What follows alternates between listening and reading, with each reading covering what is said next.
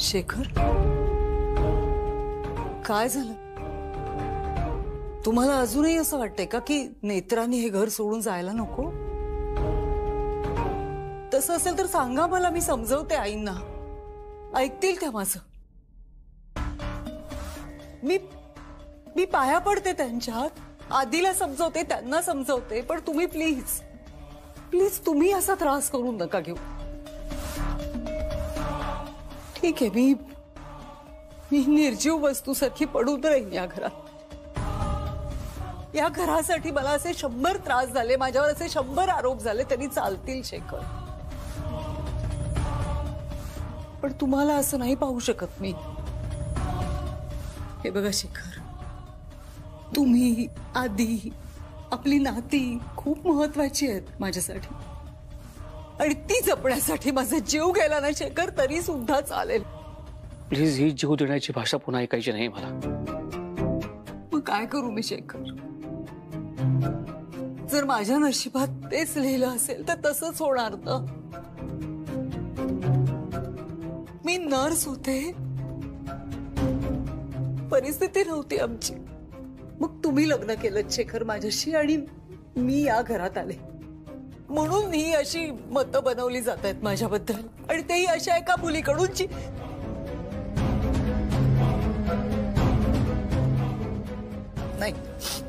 नाही जाऊ दे. मला हा विषय वाढवायचाच नाही. तुम्हाला त्रास होतोय ना? मी समजावते आईना, ते ऐकतील. नाही, त्यांना त्रास होईल मला मान्य आहे, पण ऐकतील त्या. मी बोलते आईंशी, तुम्ही नका त्रास करून घेऊ. शिखर, हात सोडा माझा.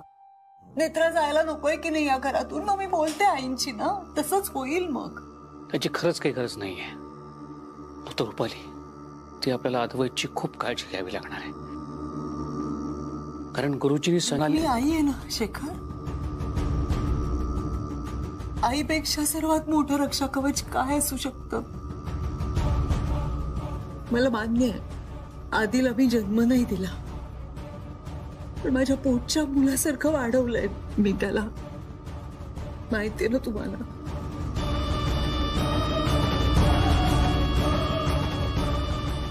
तुमचा विश्वास आहे ना माझ्यावर?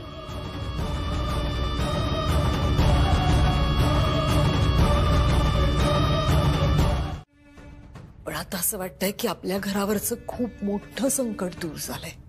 हो, हे मात्र खरंय. तुम्हाला मी सांगू का आई, मला खूप भीती वाटायची नेत्रा इथे होती तर. असं वाटायचं की ही कधी काय करेल काहीच नेम नाही. कधी माझ्यावर कुठले आरोप करेल, मला खूप भीती वाटायची आई. मी खरंच सांगते तुम्हाला, गेले कित्येक दिवस मी खूप मोठ्या दडपणाखाली होते. पण आता असं वाटतंय की आपल्या घराला लागलेलं खूप मोठं ग्रहण संपलंय. आता संपलंय ना ग्रहण, मग डोळ्यात अजिबात पाणी आणायचं नाही, नाहीतर तुझं घर उन्हात बांधेल. अहो, समजा तुमच्या लाडक्या सुनेला सारखी डोळ्यात पाणी आणत असते. बाबा,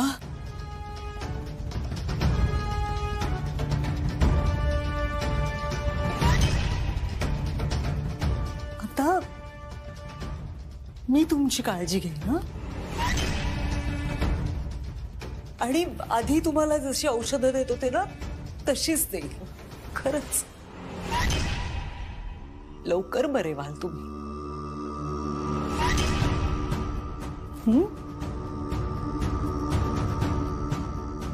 रुपाली, आता तुला पहिल्यांदा शेखरच्या मनातील गैरसमज दूर करावे लागतील.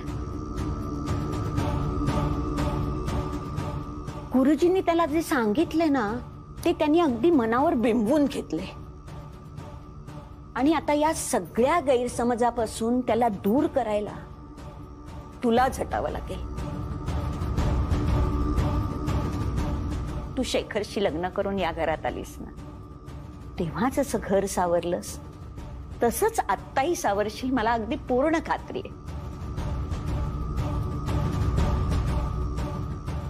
पण आता यापुढे तू खचून जायचं नाही.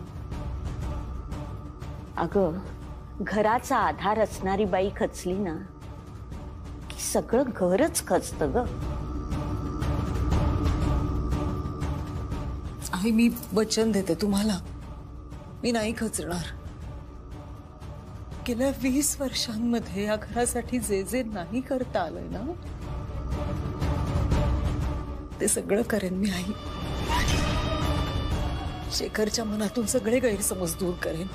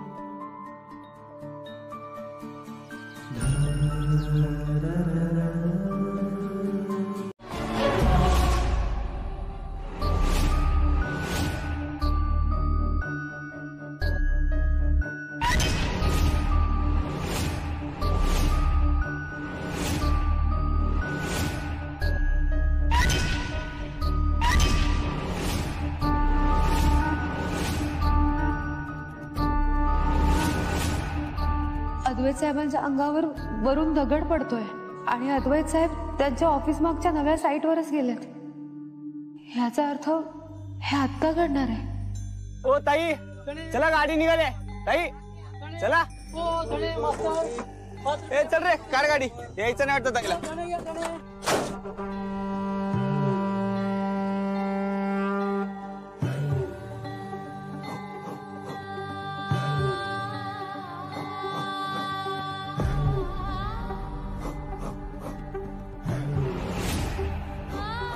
कोणाचं अप्रुव्हल घेतलं तुम्ही?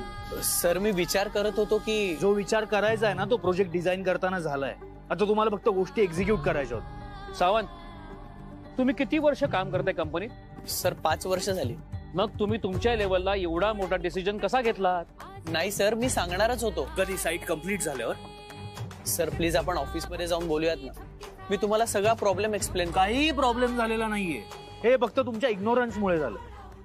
Sorry sir.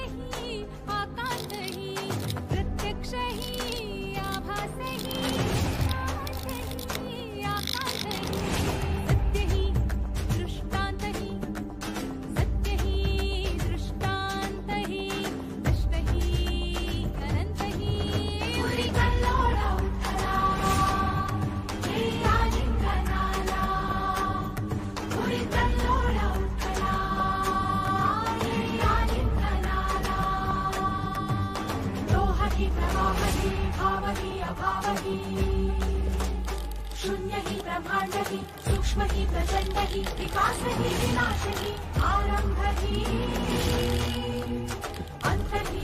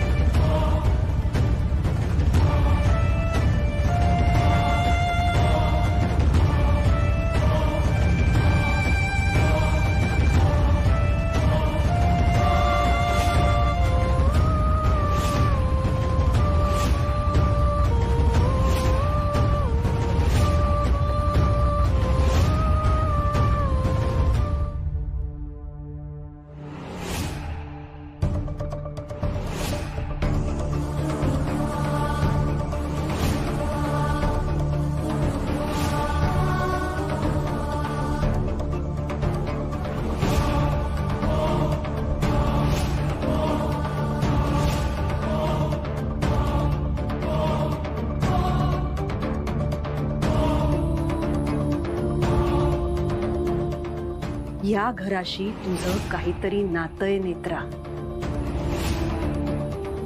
हे घर तुला इथे परत बोलावेल.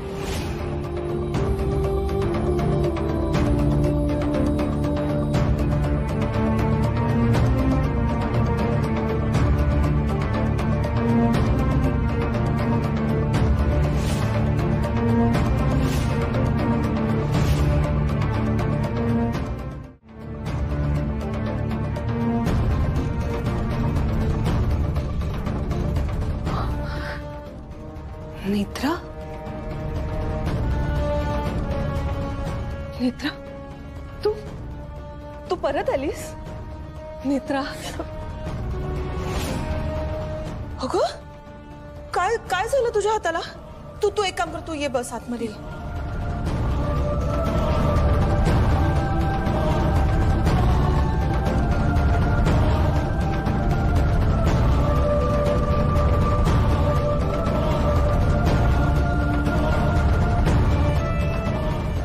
आधी शेखर, हे काय आहे? नेत्रा नेत्रा कुठेही जाणार नाही.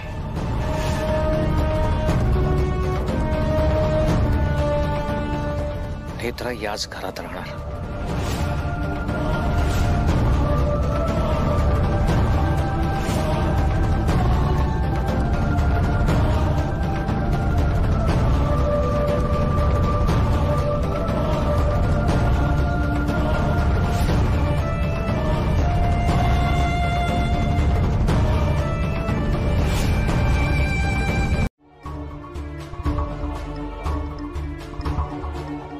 एवढं सगळं होऊ नये ती मुलगी आज माझ्या समोर आहे. तू का माझा अंत पाहतोयस? काय झालंय काय तुला? ती मुलगी का परत आली आहे? आई, तू आधी शांत हो. तुला सगळं कळेल. पण आज मी नाही, अद्वैत सांगेल नेत्रा या घरात का असायला हवी ते.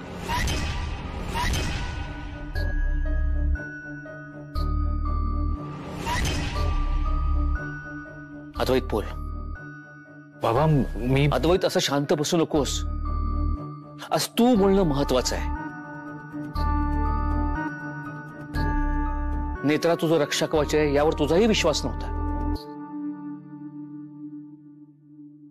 त्यामुळे तू आज काय पाहिलंस, तुला आज काय वाटलं हे तू सगळ्यांना सांग. तू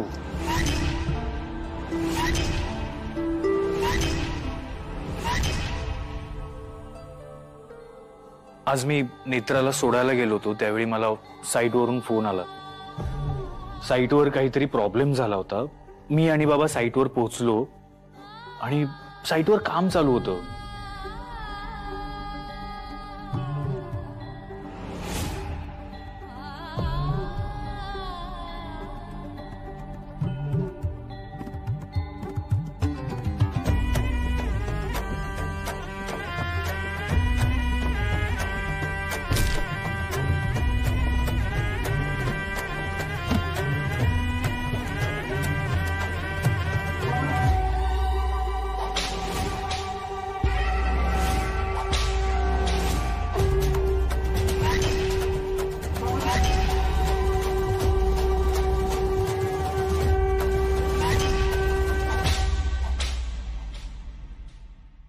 मला काहीच झालं नाही. नेत्राने माझा जीव वाचवला.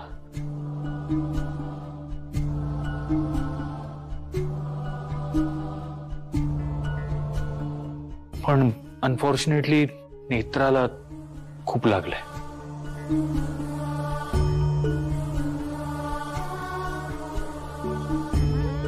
आई, आता तरी समजून घे ग.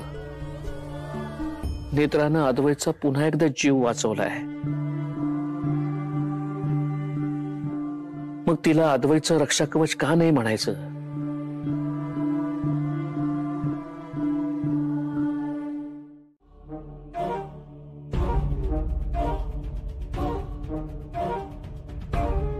आधी आतापर्यंत छोट्यात छोटी गोष्ट पण शेअर केलीस तू माझ्या बरोबर. लंडनला होतास तेव्हा तर सगळंच शेअर करायचंस ना. म्हणजे माझ्यापासून कधी काही लपवून नाही ठेवलंयस तू. हो, पण आता अचानक हे सगळं का बोलतेस तू? नाही म्हणजे तू खाली आत्ता जे काही सांगितलंस तसं खरंच घडलं होतं? नाही की कोणाच्या प्रेशर खाली येऊन तू बोललायस सगळं? प्रेशर आणि माझ्यावर? आई, कोणी असं का करेल? जे घडलं तेच सांगितलंय मी नेत्राला स्वतः बस स्टँड जवळ सोडलं होतं,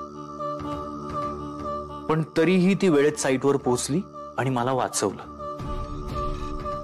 इन शॉर्ट, तिला पुढे असं काहीतरी घडणार आहे हे आधीच माहिती होतं. मायसेल्फ डॉक्टर अद्वैत राजाध्यक्ष. मी तुमचं ड्रेसिंग करायला आलोय.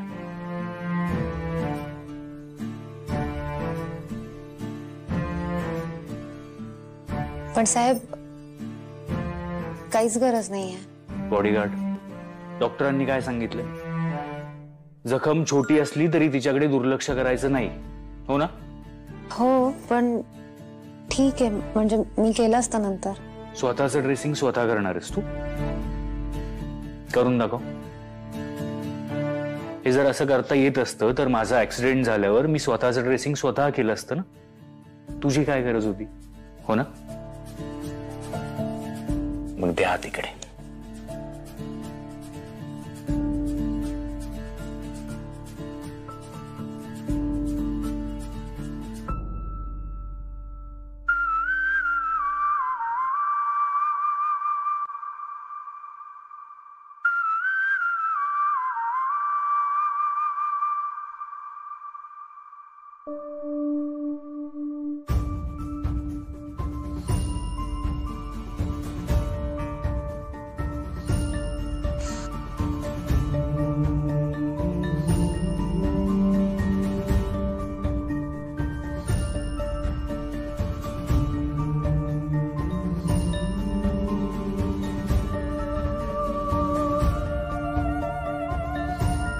आता हे थोडं झोंबेल.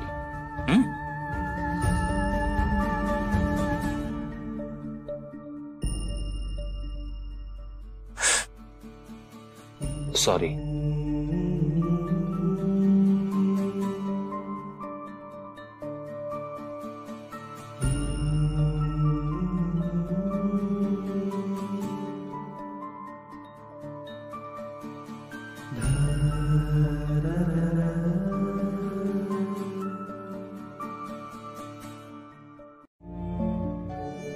माझ्या प्रश्नाचं उत्तर नाही दिलंस तू अजून.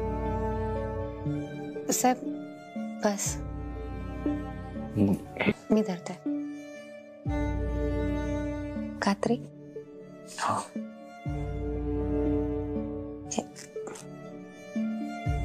आता हे इथे. ओ, थँक्यू. नाईस.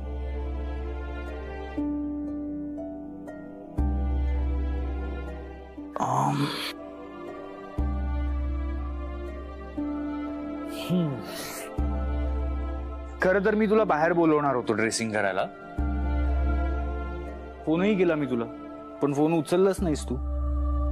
फोन नाही आहे ना माझ्याकडे. हा घे, ठेव तुझ्याकडे. काय, तुला माझा नंबर पाठ आहे, सो तू कधी कोणाच्याही फोनवरून मला फोन करू शकतेस. पण जर मला तुझ्याशी बोलायचं असेल तर मी काय करायचं? ठेव. नाईस. आणि मला एक गोष्ट सांग बॉडीगार्ड. बाबा म्हणाले तुला देवीचं वरदान आहे, म्हणजे नेमकं काय? हं? सी, मला अजिबात रेडिक्यूल करायचं नाहीये, पण सी काय, एकतर माझा देव बिव या सगळ्या गोष्टींवर अजिबात विश्वास नाहीये. आणि बाबा काल जे काही बोलले त्याचा मला अजिबात अर्थच लागत नाही. सो मला फक्त हे समजून घ्यायचंय. मला सांग ना, तुला वरदान आहे म्हणजे काय, आणि तुला कधी समजलं की तुला देवीचं वरदान आहे? आणि वरदान आहे म्हणजे काय? देवी तुझ्या समोर प्रकट होते.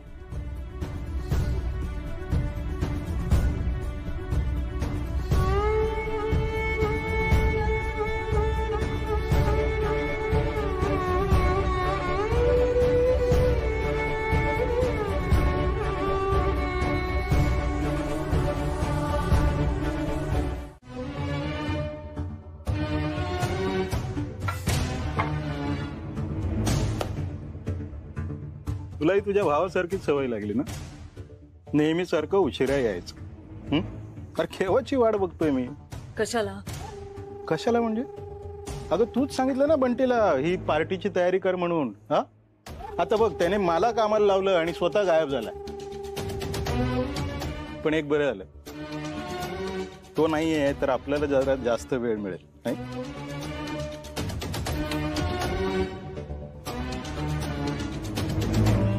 7:30 आपल्या आयुष्यातनं कायमची गेली. ह्या पार्टीला आपण सुरू करूया. हे घे. हा घे. तुला काय वेड बीड लागले काय? ग्लास कशाला फोडला? कशाला फोडला? ती नेत्रा परत आलीये. काय? शेखर घेऊन आलाय तिला. तिने अद्वैतचा पुन्हा जीव वाचवला म्हणून. आता हा प्लॅन तू कधी केलास? हा, आणि हे माझ्यापासून लपून तुला काय मिळणार आहे? मी प्लॅन केला नाहीये. हा प्लॅन नव्हता. मग हे सगळं घडलं कसं? साईटवर ऍक्सिडेंट झाला. अरे यार, 7:30 सुटता सुटत नाहीये. बायको माझा ऐक, आपण एक घाव घालू आणि हे मॅटर कायमचं संपून टाकू. मी सरळ इथून तिच्या गावी जातो, त्या आजोबाची बोटं छाटतो आणि पाठवून देतो. नाही ही धावत गावी गेले ना. तुम्ही काहीही करू नका अनिल, प्लीज. हे असं भटकत राहण्यापेक्षा घरी जाऊन बसा आणि बाहेर पडू नका प्लीज. मी सांगेन तोपर्यंत काहीही करू नका, हेच सांगायला आले होते मी. समजून घ्या जरा.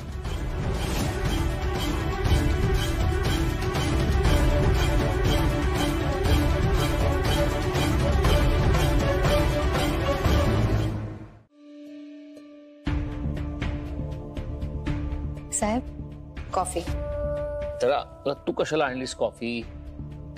हाताला आराम दे. नाही ठीक आहे, एवढं काही नाही. अगं हाताला आराम देशील तर जखम पटकन भरली जाईल. मी एक काम करतो, मी रुपाली आणि केतकीला सांगतो तुला कुठली कामं द्यायचीच नाही.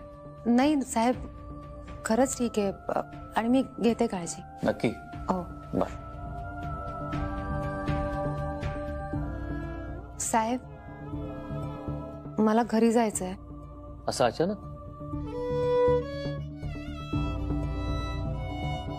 घरी काहीतरी घडलंय जे मला माहित नाहीये. म्हणजे आईने माझ्या वरदानाबद्दल कोणाला तरी सांगितलं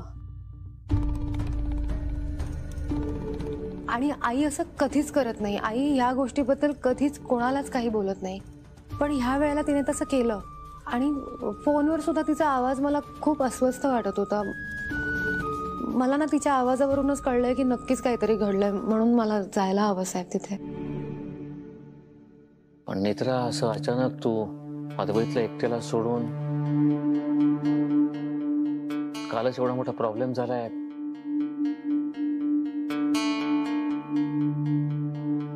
की माझ्या नेत्राच्या केसाला सुद्धा धक्का लागणार नाही.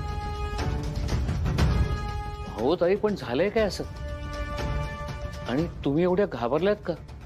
काय झालं काय नेमकं? आई मला सांग, तुला काळजी वाटते का माझी? अगं हे काही नाहीये, मी अगदी बरी आहे. नक्की काय झालंय आई?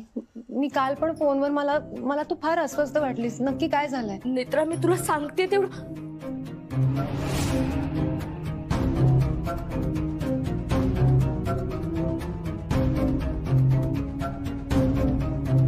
त्या घरावर कोण विघ्न आणतंय, हे सगळं कोण करतंय, हे सगळं माहित असून सुद्धा मी काहीच करू शकले नाही. बाकी माणसं खूप चांगली आहेत, फक्त त्या रुपाली बाई साहेब आहेत ना, त्या असं वागतात. अगं रुपाली, अरे वा, नवीन कामवाल्या बाई आल्या. तुम्ही बोलाल की तू बोलवलंस नेत्रा? रुपाली ती नेत्राची आई आहे.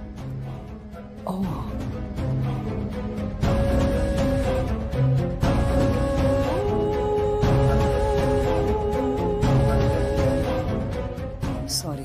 माफ करा, त्याला माहिती नव्हतं. ही माझी बायको रुपाली.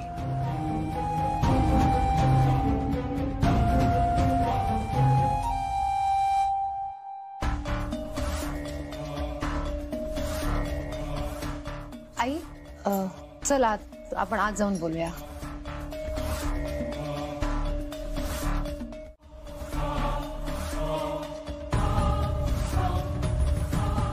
ही नेत्राची आई अचानक कशी काय आली? नाही म्हणजे नेत्रा बोलली नव्हती ना काही, म्हणून विचारते. तिला भेटायला आली असेल. कित्येक दिवसात नेत्रा घरी गेली नाही ना. हरकत नाही.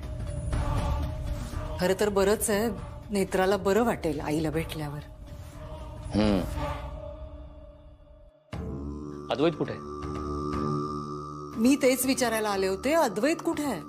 काय? नाही म्हणजे ना तर तो बेडरूम मध्ये आहे ना तर इथे हॉलमध्ये आहे, म्हणून विचारते कुठे गेला. आम्ही तर जिम मध्ये एकत्र आलो होतो. गेला कुठे? तेच हा मुलगा ना. अद्वैत, अद्वैत. ही नेत्राची आई इथे कशाला आली? ये ये अगं ये, बस इथे बस. आई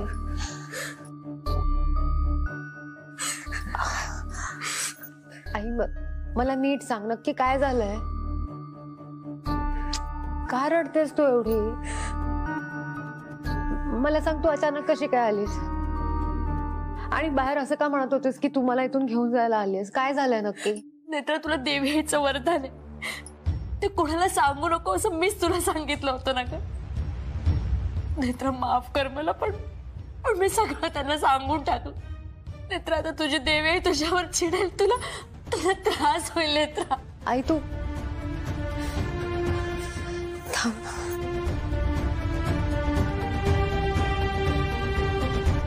हे घ्या, आधी पाणी घ्या आई. हे घ्या. नको मला.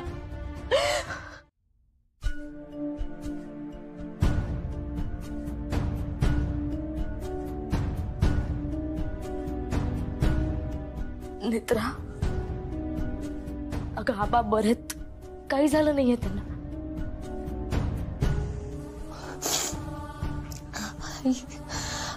आईला की कोण होती ती माणसं? नाही माहित, पण गावातली नक्कीच नव्हती. मग कोण असेल? नेत्रा, तेच कळलं नाही ना ग. अगं आई, अगं मग तू आबांना सोबत का नाही घेऊन आलीस? त्यांना तिकडे एकटं का सोडलंय? नेत्रा, ग मला तुझी काळजी वाटत होती म्हणून मी आले. नेत्रा, त्या माणसाची मजल एवढी पुढे गेली की ना, तो काही करू शकतो. तो आपल्यावर लक्ष ठेवून असेल. मला खूप भीती वाटते नेत्रा, खरंच खूप भीती वाटते. माझं चुकलं आई, माझं चुकलं. आई काय करतेस तू? नको, असं नको करू. तू शांत हो. मी बघते काय करायचं. तू थांब, मी आलेच.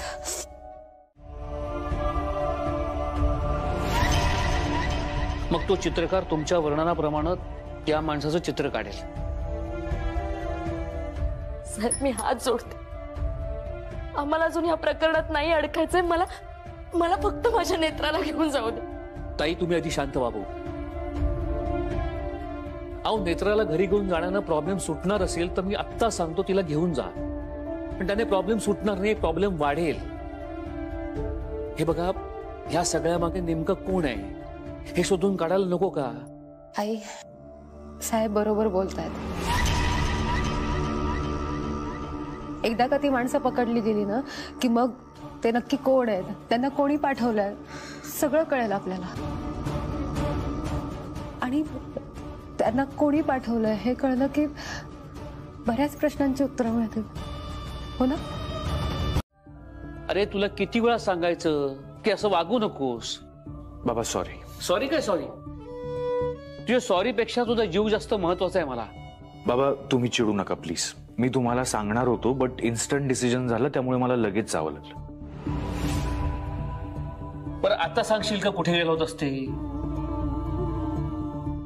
मी नेत्राच्या सायकॅट्रिस्टकडे गेलो होतो. कशाला? आता सायकॅट्रिस्टची काय गरज आहे? काय गरज आहे म्हणजे? हा म्हणजे तुला कळते का, ह्या सगळ्यामुळे गोष्टी अवघड होतील.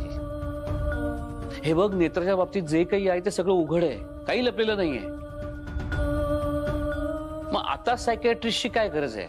बाबा, नेत्राने जे काही सांगितलंय ते सगळं सुपर नॅचरल आहे आणि माझा अजून तरी या सगळ्या गोष्टींवर अजिबात विश्वास नाही. ठीक आहे, आपण बोलूया नंतर या विषयावर. एक महत्वाचं काम आहे. मला सांग, कारेकरचा भाऊ स्केच आर्टिस्ट आहे ना? हो, पण काय झालं असं का विचारता?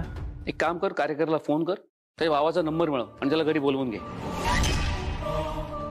हो, पण झालंय काय? तुला मी सगळं नंतर सांगतो. हे बघ, नेत्राची आई आली, आधी बोलवून घे त्याला. बरं. कारेकरांचा भाऊ, एवढं सोपं आहे ते? हा, तुम्हाला सांगितलं तेवढं करा ना अनिल, प्लीज. मी तुम्हाला कारेकरांचा नंबर पाठवलाय, त्यांच्याकडून त्यांच्या भावाचा नंबर घ्या. आधीने एव्हाना फोन केला असेल त्याला, तो यायला निघाला पण असेल. अनिल, काय?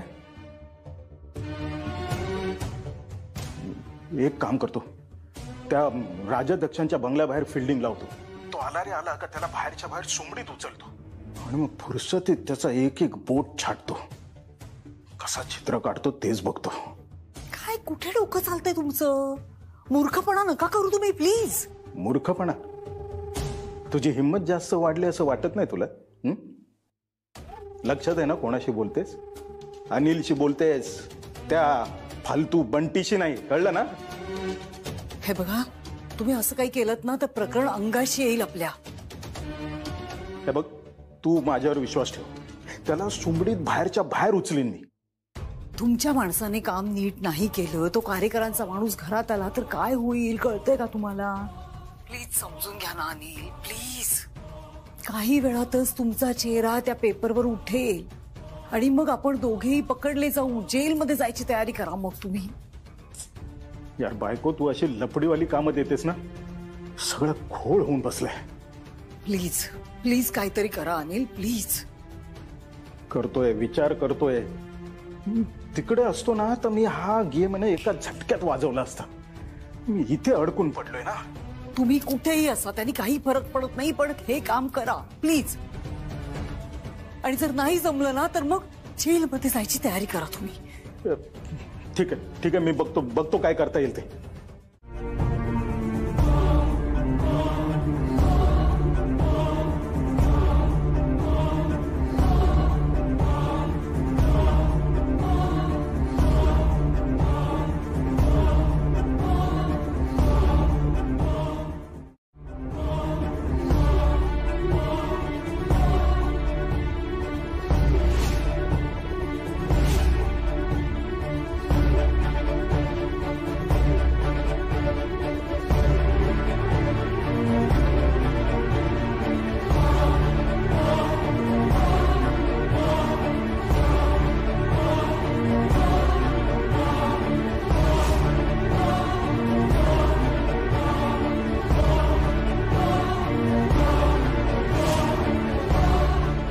डोळे कसे होते साधारण?